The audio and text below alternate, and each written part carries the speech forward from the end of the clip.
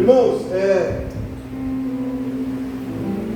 estamos terminando praticamente o ano.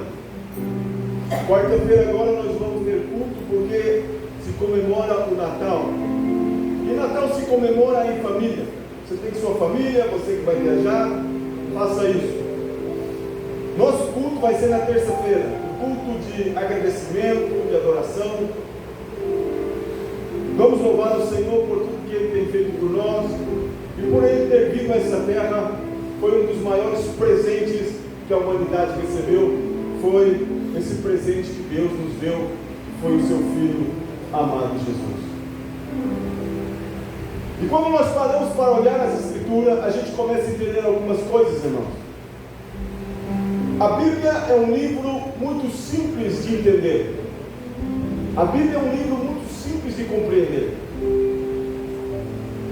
A Bíblia mostra do capítulo 1 ao capítulo 3, do 1 ao 2, melhor dizendo, do capítulo 1 de Gênesis ao capítulo 2 do livro de Gênesis, é o plano original de Deus para com a humanidade. Um dia Deus do céu toma a decisão de criar seres humanos com livre arbítrio, com decisões próprias. Porque Deus já estava cercado de anjos, de serafins, de querubins. Mas Ele queria um ser que pudesse ser semelhante a Ele. Em que sentido? Em sentido de decisão. Quando alguém fala assim, Senhor, pastor, por que Deus não criou o jardim lá no Éden? E por que Deus tinha que pôr a árvore da ciência do bem e do mal? Não era mais fácil Deus não pôr lá e Adão não teria caído? A primeira coisa que nós aprendemos por que o Senhor colocou a árvore no jardim do Éden é que uma parte da nossa vida não nos pertence. Ali no jardim do Éden já estava determinada por Deus o dízimo. O Senhor falou: vocês podem comer de toda a árvore, mas desta árvore você não pode comer, porque essa árvore aqui, no dia que vocês comerem, vocês vão ter problema. E ali Deus já estabeleceu o dízimo. Por isso que Paulo fala assim, que Deus dá semente ao que semeia e dá pão ao que come. A semente você não pode comer. O pão você come como você quiser, mas a semente é para você semear novamente. E ali Deus estabelece para o homem, colocando aquela árvore, porque estava dando uma limitação. Você não pode tocar nessa árvore. Segundo lugar, Deus estava falando para o homem assim: olha, você vai ter decisão própria. O maior presente que Deus nos dá como homem é o poder da decisão.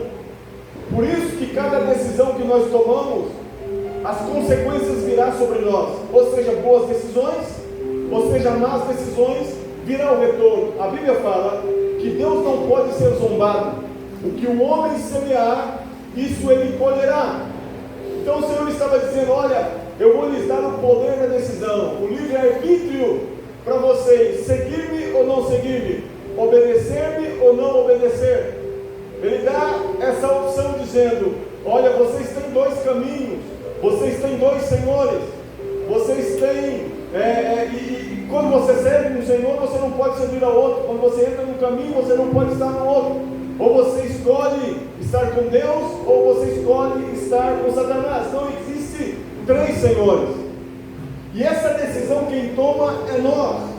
Por isso que quando alguém vem falando para mim, e quem sabe já falou para você, por que o mundo está desse jeito? Porque tem tanta maldade, porque tem gente passando fome, criança sendo abandonada, pessoas sendo violadas. Será que Deus não é amor? Será que Deus não vê? Irmão, o que acontece no mundo é consequência dos nossos erros, da nossa avareza, do nosso egoísmo, do nosso ódio, da nossa ira, da nossa carnalidade. O que acontece no mundo não tem nada a ver com a vontade de Deus, porque a vontade de Deus é boa, agradável e perfeita. Mas os homens escolheram seus próprios caminhos. Inclusive nos livros dos profetas está escrito uma voz, quando Ezequiel ou Jeremias, se não me falha a memória, diz assim: olha, aí está uma voz dizendo atrás de vocês: este é o caminho, andai por ele. E quem é o caminho? Jesus Cristo é o caminho, a verdade e a vida. Então tudo o que nós passamos são consequências das nossas decisões. E diz que Deus falou: não toque nesta árvore. Mas a mulher se aproxima, escuta a serpente, que ali estava possuída por Satanás, a convence e ela pega o fruto, come, passa para o seu esposo come, e diz a palavra que os olhos de ambos foram abertos. E qual foi o argumento da serpente? O argumento da serpente foi o seguinte: no dia que você comer desta árvore, você será semelhante a Deus, você será igual a Deus, assim diz a serpente. E qual que é o desejo do ser humano, meu irmão? Qual é o nosso desejo? Ser senhor das nossas próprias decisões. Nós queremos viver bem, mas nós queremos tomar nossas decisões. Eu não quero que ninguém me instrua, eu não quero que ninguém me corrija, eu não quero que ninguém me diga que eu estou errado, eu não quero que ninguém me coloque no caminho certo, não. Eu quero tomar as minhas próprias decisões. Quais são as ideologias e filosofias do mundo? Você é dono do seu próprio nariz.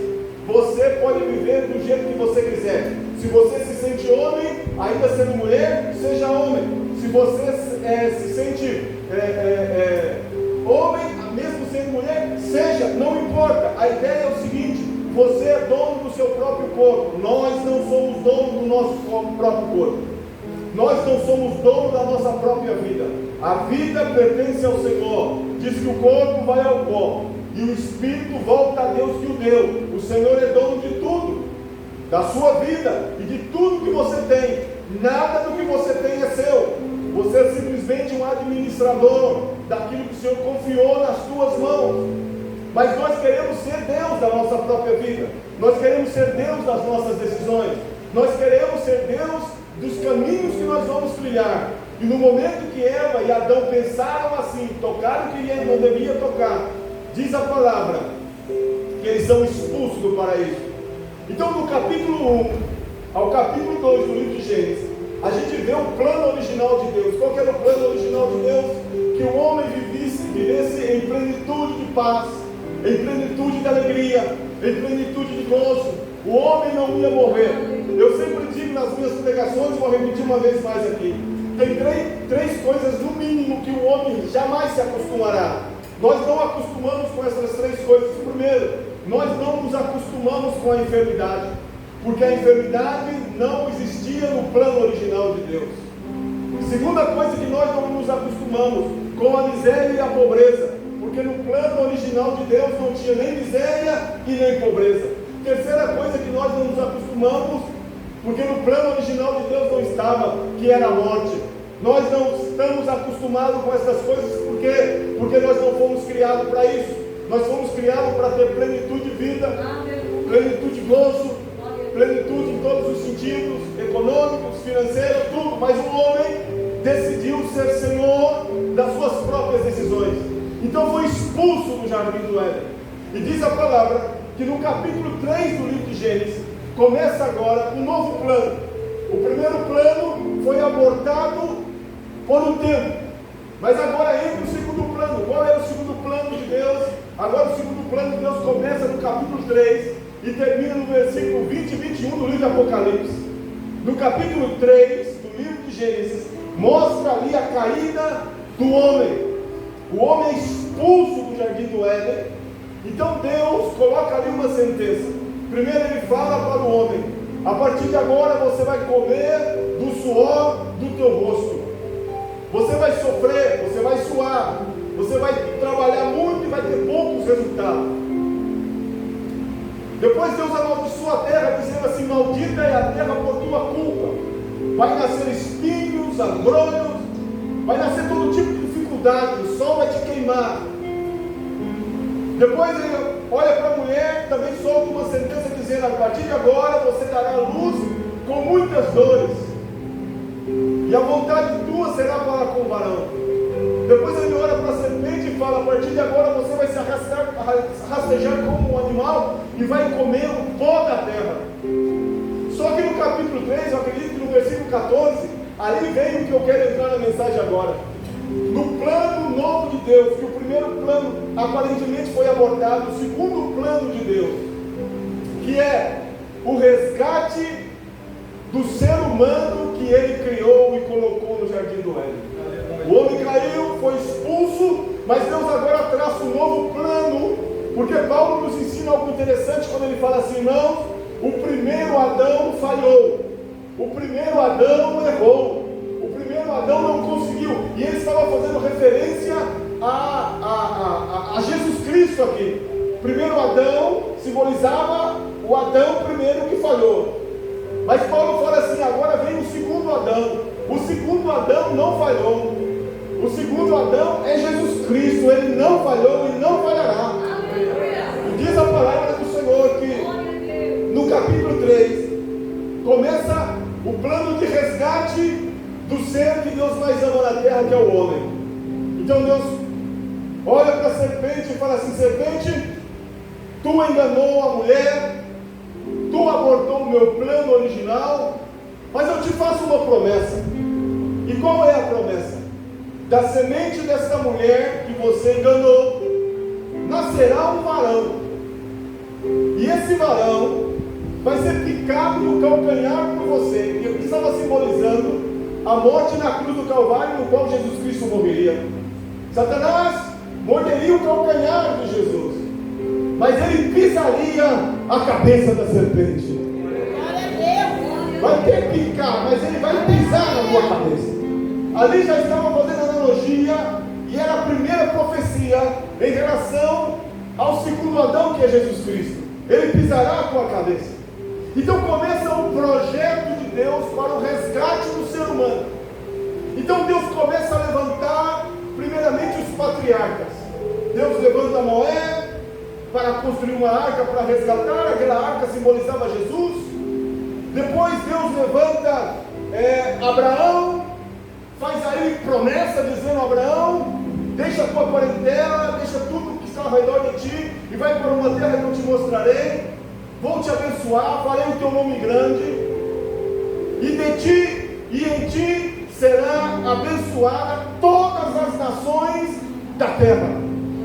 Então Deus levanta Abraão, de Abraão Deus levanta Jacó, o patriarca. Do patriarca saem os 12 filhos dele. Desses 12 filhos levanta-se uma nação levita, e essa nação levita, Deus levanta dessa nação levita, ou dessa tribo levita, um grupo especial chamado sacerdote. Qual que era a função do sacerdote? A função do sacerdote era pegar o homem e levar até Deus, e trazer Deus e levar até o homem. O sacerdote fazia o papel de um intercessor, de um consolador, que quer dizer paracleto, aquele que advoga, aquele que está entre um e o outro em intercessão. Então qual era a função da tribo de Levi? Que os sacerdotes pudessem levar outra vez, pegar o homem aqui perdido e levar até o Salvador, pelo qual diz a palavra do Senhor em os livros dos profetas, que não é que a mão do Senhor esteja encolhida, nem que os seus ouvidos estão tapados, mas é que vossos pecados faz divisão entre vocês e o vosso Deus. O que está acontecendo no dia que Adão e Eva pecou? Houve uma separação. O homem perdeu acesso até o Altíssimo e não poderia como entrar a não ser através de um sacerdote. Mas o sacerdote era um homem comum e corrente como nós, que tinha defeitos e falhas. Então Deus fala assim: prepara um cordeiro, pega um cordeiro novinho, e esse cordeiro, ele tem que ser morto pelo pecado de vocês. Esse cordeiro, chamado Cordeiro Pascal, ele vai ser aquele que vai ser o substituto. Ao invés de eu matar vocês, eu matarei o cordeiro. Lembre-se dessa palavra, Cordeiro Pascal. Então esse cordeiro vai morrer no lugar. Antes do sacerdote entrar na minha presença, que era o sumo sacerdote, ele tem que ficar uns dias de jejum, eles têm que ficar uns dias separados, e tem que, antes de entrar na minha presença, no lugar santo dos santos, ele tem que matar o cordeiro, derramar o sangue do cordeiro, para que eu possa aceitar a sua presença no lugar santo dos santos. Era tudo uma burocracia e ninguém mais tinha acesso a não ser o sacerdote. Então o sacerdote, o sumo sacerdote, escutava de Deus trazer ao povo. Qual que era a função do sacerdote? Pegar um povo separado e levá-lo até Deus. Só que o sacerdote era um homem comum e corrente que não conseguia de uma forma literal fazer isso. Então fazia simbolicamente, porque os cordeiros ali simbolizavam aquele que um dia viria para morrer por toda a humanidade, e não morreria várias vezes. Era suficiente uma só morte, porque o sangue de Jesus seria o sangue 100% puro, o sangue puro de Jesus de Nazaré.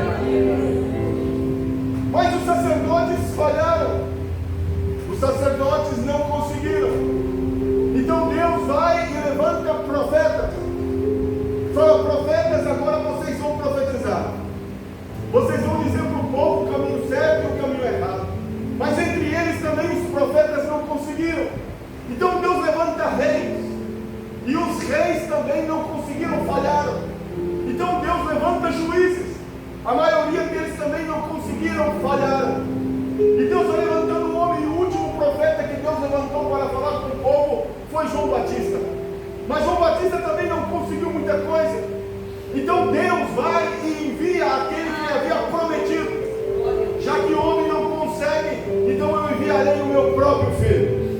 Então Jesus diz a palavra lá no livro de Filipenses capítulo 2, que ele não teve por usurpação ser igual a Deus, mas ele se humilhou a si mesmo, tomando forma de servo, e se humilhou de tal maneira que foi até a cruz e morreu morte de cruz por nós.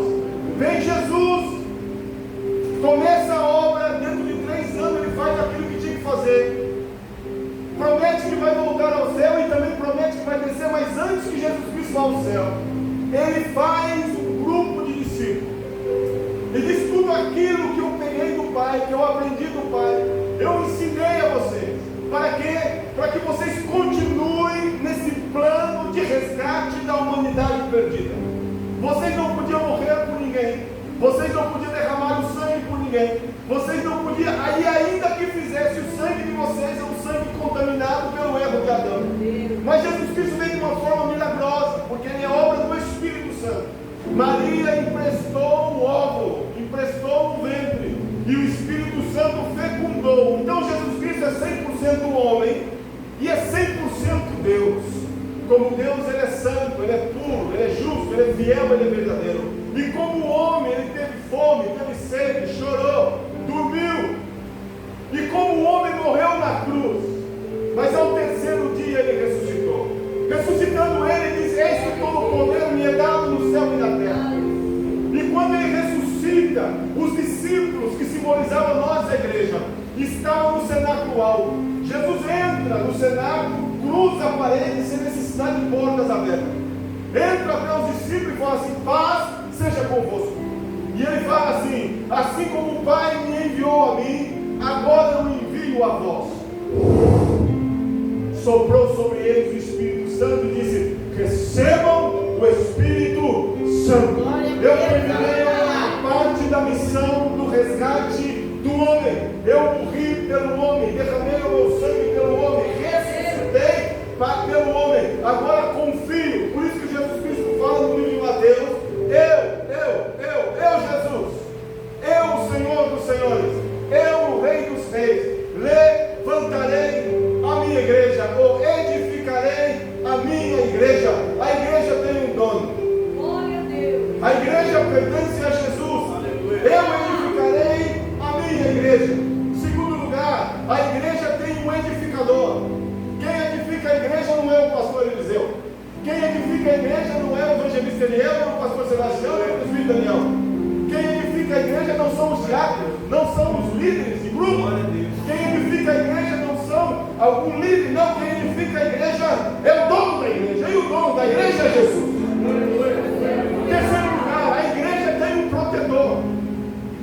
Pode se levantar contra a igreja guerra, pode se levantar contra a igreja quem quer que seja, pode se levantar com a igreja o inferno, Satanás, pode se levantar quem for. A igreja tem um protetor. E o protetor da igreja é aquele que edifica, aquele que é dono dela. O dono da igreja é Jesus de Nazaré. E por que a igreja é do Senhor Jesus Cristo? Porque ele comprou com o seu sangue. Pedro nos explica isso dizendo assim: irmãos, vocês não foram comprados com preço de ouro ou prata, mas vocês foram comprados com sangue precioso do nosso Senhor Jesus Cristo. Quem é que foi comprado e lavado pelo sangue de Jesus? Sangue precioso do Senhor Jesus. Você tem um dono, você tem um edificador e você tem um protetor. Sabe por que você está na igreja? Sabe por que tem vontade de você sair? E você quer sair, até tenta sair, mas você está aqui. Sabe por que passa ano tras ano você está aqui? E vem a enfermidade, vem a doença, vem o problema, vem a dor, vem a dificuldade, e você continua aqui. E as pessoas se dizem: o que você está fazendo aí? As coisas parecem que estão dando tudo errado. Olha, e ano tras ano você está aqui, porque você sabe que você foi comprado pelo sangue de Jesus. Porque você sabe que aquele que te comprou te guarda. Porque você sabe que aquele que te comprou te protege. E o cairá do lado, 10 mil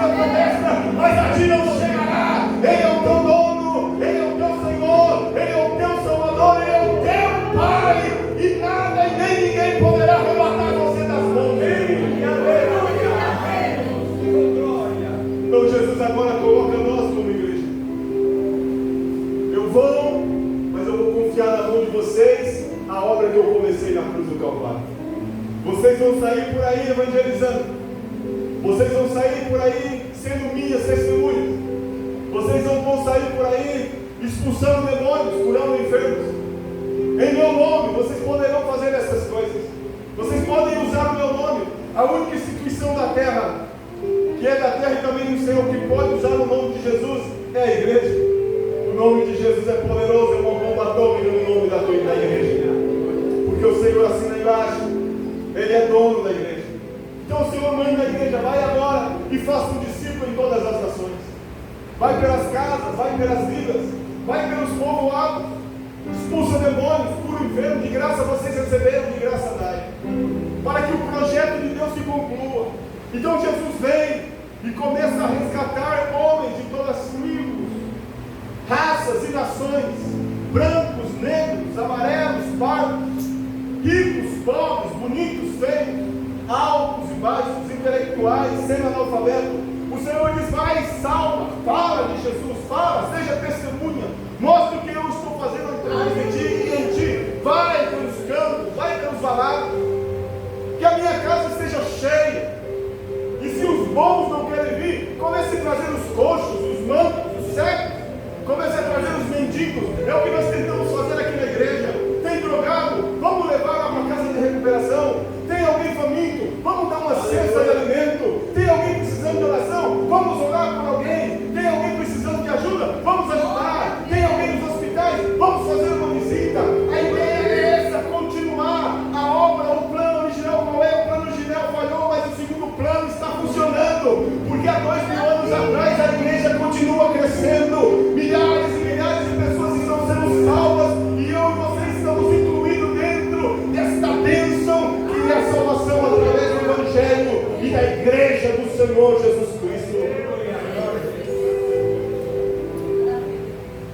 No capítulo 21, 20 e 21 do livro de Apocalipse, mostra a restauração do jardim do Éden.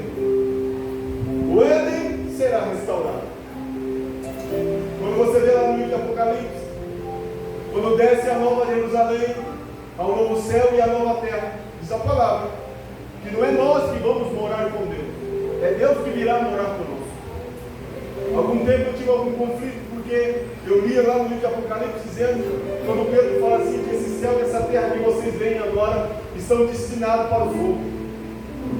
E depois lá no livro de João fala assim, João dizendo: eu vi um novo céu e uma nova terra, e eu vi a nova Jerusalém descendo do céu à terra.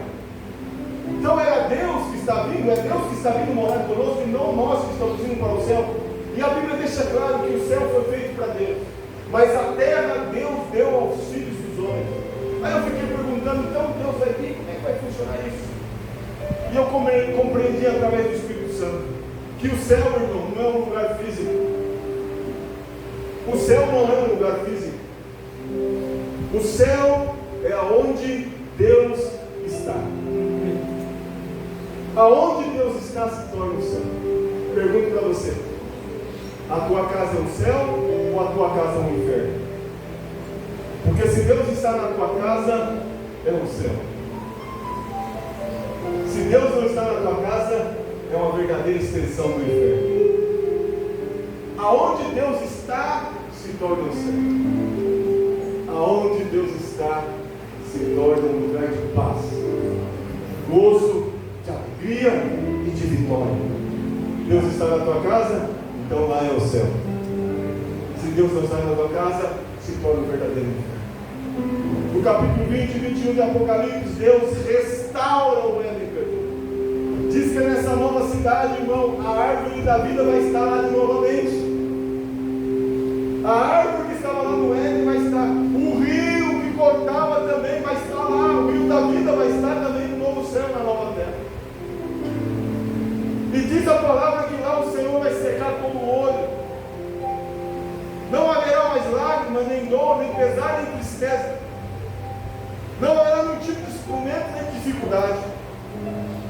E para se cumprir o que está aqui no capítulo 9, já estou terminando o livro de Isaías, quando fala a palavra que um filho se nos deu, porque um menino nos nasceu, um filho se nos deu, o principado está sobre os seus ombros, E o seu nome será maravilhoso, Conselheiro, Deus forte, Pai da eternidade, Príncipe da paz. No aumento do seu governo e paz não haverá fim. Reinará sobre o trono de Davi e sobre o seu reino, para estabelecer e fortificar em retidão e justiça, desde agora para sempre. O selo do Senhor fará essas coisas. Hoje nós estamos vivendo o reino de Deus, irmão.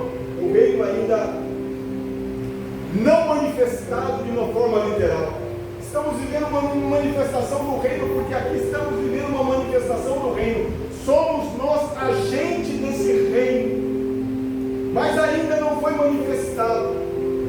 Quando esse menino que nasceu numa manjedoura, entre animais, lá na cidade de Belém, quando esse menino nasceu, está profetizando aqui, o profeta Isaías, que ele nasceria em Belém, e que ele ia viver em Galileia, e que lá onde haveria trevas, agora haveria luz. E diz a palavra do Senhor, que esse menino foi dado, cresceu como qualquer outra criança, teve a sua adolescência como qualquer outro adolescente, teve a sua juventude como qualquer outro jovem, e na sua mais ou menos meia idade, ele é morto, mas ele ressuscitou, e ele prometeu: olha, não vos deixarei órfão, enviarei um outro consolador para que esteja com vocês enquanto vocês estão cumprindo a missão aqui nessa terra. Mas não vos turbe os vossos corações, crede em Deus, crede também em mim. Na casa do meu Pai muitas moradas há. E eu voltarei a vós, para que onde eu esteja, vocês estejam comigo para sempre. Esse homem que foi morto naquela cruz, esse Deus Todo-Poderoso que se deixou morrer naquela cruz, ele ressuscitou, subiu ao céu, mas ele voltará agora, não como um menino numa manjedoura, não como alguém sofredor, não como um servo martirizado, como está lá no livro de Isaías, capítulo 53, alguém que não tinha formosura de parecer, ninguém dava nenhum valor por ele, mas ele foi castigado pelas nossas rebeliões. Esse homem que foi morto lá, martirizado, feio, golpeado, cheio de sangue, coroa na cabeça, aleluia, esse menino cresceu, morreu, ressuscitou, subiu ao céu, e esse menino que já não é mais menino, agora é Rei dos Reis, e Senhor dos Senhores. Ele nos arrebatará antes da grande tribulação. Passaremos 7 anos com ele na bodas do Cordeiro. Estaremos com o Senhor, aleluia, com o corpo glorificado. Os que morreram com Cristo ressuscitarão primeiro, diz Paulo lá em Tessalonicenses. E nós que estamos vivos seremos arrebatados no abrir e fechar de olhos. Estaremos com o Senhor. Nessa terra a tribulação virá, o anticristo vai pintar e bordar, terremotos, fome, caos, estrelas caindo do céu, demônios soltos, pessoas sendo totalmente destruídas durante 7 anos. Vai ser uma perseguição e tribulação nessa terra. Depois de 7 anos, diz a palavra, João falando, eu vi quando o céu se abriu, e eu olhei, e eu vi um cavalo branco. Cavalo branco se fala de autoridade, cavalo branco se fala de reino, cavalo branco se fala de autoridade, se fala de poder. Eu vi um cavalo branco, e sobre esse cavalo estava sentado o homem vestido de roupas brancas, coroa sobre a sua cabeça, seus olhos eram como chama de fogo, da sua boca saiu uma espada, e na sua coxa direita estava escrito: Rei dos Reis e Senhor dos Senhores.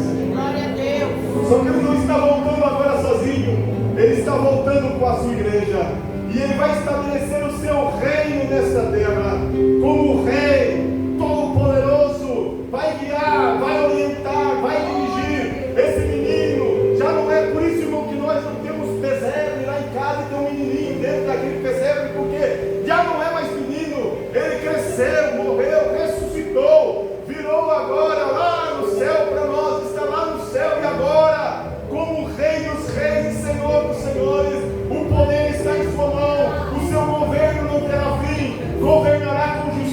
injustiça, não haverá nenhum tipo de justiça, não haverá nenhum tipo de maldade, reinará sobre nós para toda a eternidade, para toda a eternidade. Por isso, irmãos, vale a pena continuar de pé, vale a pena continuar lutando, vale a pena continuar crendo. Isso que você está passando vai passar, essas dores que você está sentindo vai se acabar, essa lágrima que está sendo derramada vai se secar, essa depressão vai desaparecer, essas ansiedades e dores da vida não haverá mais, porque o reinado do Senhor será um reinado de paz, um reinado de prosperidade, de bênção e de vitória. Enquanto isso, irmão, carregue a tua cruz cantando, enquanto isso, irmão, carregue a tua cruz louvando, enquanto isso, irmão, chore adorando, enquanto isso, irmão, se glorificando. Mas pastor, eu não sou masoquista para dar glória no momento de dor. Paulo nos ensina dizendo, porque esse leve e momentâneo momento de tribulação não vai se comparar com aquilo que Deus tem preparado para aquele que o ama. Coisas que os olhos nunca viram, que os ouvidos nunca ouviram, que o coração jamais sentiu, é que Deus tem preparado para aqueles que o ama. Mantenha-se firme na fé, mantenha-se firme, como Paulo dizia, ainda que o meu corpo seja deteriorado, ainda que o espinho da carne não saia de mim, com tudo isso, disse Davi também, eu louvarei e exaltarei o nome do Senhor. Agora na sua escritura, nu eu saí do ventre da minha mãe, nu eu voltarei para lá, perdi minha riqueza, perdi minha saúde, perdi minha família, ajoelha-se, levanta-se a mão e diz, adorado seja o nome do Senhor. Ele me deu, ele me tirou, mas eu continuo louvando o nome do Senhor. E qual era essa esperança? Ele dizia, ainda verei com os meus olhos a presença do meu Deus. Aleluia! Quem sabe o mundo, o pecado, a morte pode destruir o nosso corpo, mas jamais poderá destruir o nosso espírito, porque o nosso espírito está guardado na mão do Senhor. Se esse corpo vai se deteriorando, se esse corpo vai se envelhecendo, se esse corpo vai se cansando, Paulo nos ensina, temos um corpo nos esperando, um corpo incorruptível. Aleluia! É necessário que o corruptível se vá, para que venha o incorruptível, e esse corpo nós receberemos da mão desse Senhor Deus Todo-Poderoso. Então, irmão, continue caminhando, continue louvando, continue adorando, que toda murmuração saia da nossa boca. Ah, Senhor, por que está passando isso comigo? Ah, Senhor, por que estou sentindo isso? Ah, Senhor, porque esse ano foi assim. Não fale assim com Deus, porque você está chamando Deus de injusto. Quando você começa a dizer, por que comigo, Senhor? Por que comigo, Senhor? Por que isso, Senhor? Você está dizendo, Deus, o Senhor é injusto. E eu quero dizer para você que Deus não é injusto. Ele sabe o momento certo de te ajudar, Ele sabe o momento certo de te abençoar. E quem sabe, pelo teu caráter, pela tua maneira de ser, pela tua meninice espiritual, o Senhor ainda não te concedeu a bênção. Fica aí com o teu egoísmo, fica aí com o teu mundinho, e o Senhor está dizendo, tenho coisas preparadas para ti, tenho coisas grandes para te revelar, mas cresce na fé, cresce no conhecimento. Aleluia! Passe o que passe, não te disse eu, estarei contigo, estou contigo quando tu estás louvando, estou contigo quando tu estás chorando, estou contigo quando tu estás com saúde, estou contigo quando tu estás com enfermidade, estou contigo quando a vida está na tua casa, estou contigo quando a morte chega na tua casa, estou contigo quando a carteira está cheia, estou contigo quando a carteira está vazia, estou contigo quando a alegria, estou contigo quando a tristeza, estou contigo quando todos estão ao redor de ti, estou contigo quando tu estás sozinho, estou contigo no banheiro, estou contigo na sala, estou contigo na cama, estou contigo no quarto, estou contigo na rua, estou contigo no carro, estou contigo no Uber, estou contigo na viagem, estou contigo na praia, estou contigo no campo, estou contigo na fazenda, aonde tu estás, eu estou contigo. O problema não é a minha presença, o problema é onde você está. Eu, o Senhor, continuo no mesmo lugar, eu não mudo, eu sou Deus. Acerquem-se a mim e eu me acercarei a vós. Aleluia, diz a palavra do Senhor.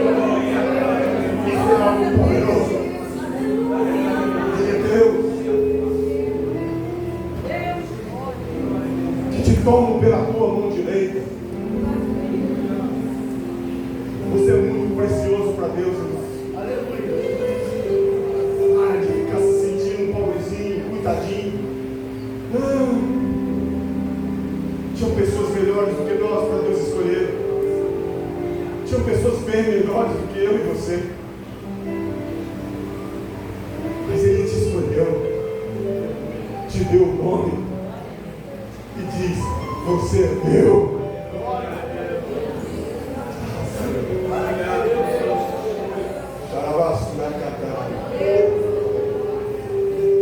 Porque um filho se nos deu, e o seu nome será chamado Maravilhoso, aquele que causa surpresas agradáveis. A palavra maravilhosa é aquele que causa surpresas agradáveis. Conselheiro, Deus forte, Pai da eternidade e Príncipe da paz. O governo está sobre os seus ombros. Ele tem a última palavra. Aleluia. Coloque-se de pé. Glória a Deus.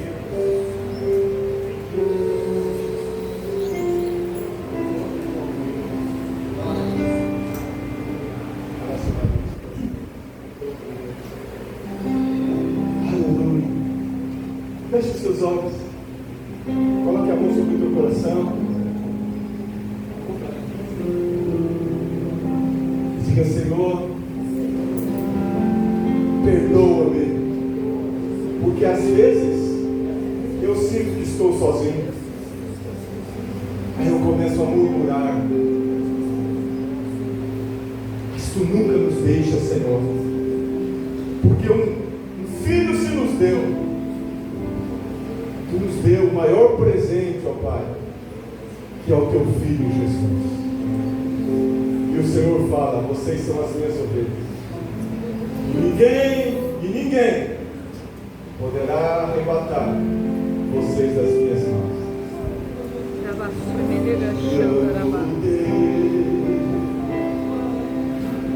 Eu agradeço.